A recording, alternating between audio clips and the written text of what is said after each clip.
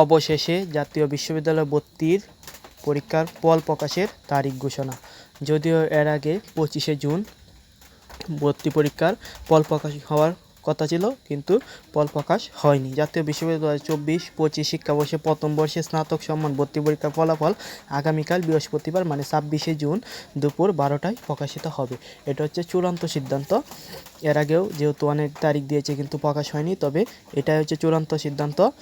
বৃহস্পতিবার 26শে জুন দুপুর 12টায় প্রকাশিত হবে। আজ বুধবার 25শে জুন বিকালে বিশ্ববিদ্যালয়ের জনসংযোগ বিভাগ থেকে পাঠানো এক সংবাদ বিজ্ঞপ্তিতে এই তথ্য জানানো হয়। এই উপলক্ষে জাতীয় বিশ্ববিদ্যালয় গাজীপুর ক্যাম্পাসের আইসিটি ভবনের কনফারেন্স কক্ষে একটি জরুরি সংবাদ সম্মেলন আয়োজন করা হয়েছে। এতে সভাপতিত্ব করেন বিশ্ববিদ্যালয়ের উপাচার্য প্রফেসর ডক্টর এ আমানুল্লাহ। ফলাফল বিশ্ববিদ্যালয়ের ওয়েবসাইটে ও SMS-এর মাধ্যমে জানানো যাবে। সকল শিক্ষার্থীর জন্য শুভকামনা। ভর্তি পরীক্ষার ফলাফলের সকল খবর জানতে এবং ফলাফল পেতে সবার আগে পেতে চ্যানেলটা অবশ্যই সাবস্ক্রাইব করে দিবা এবং ভিডিওতে শেয়ার করে দিবা।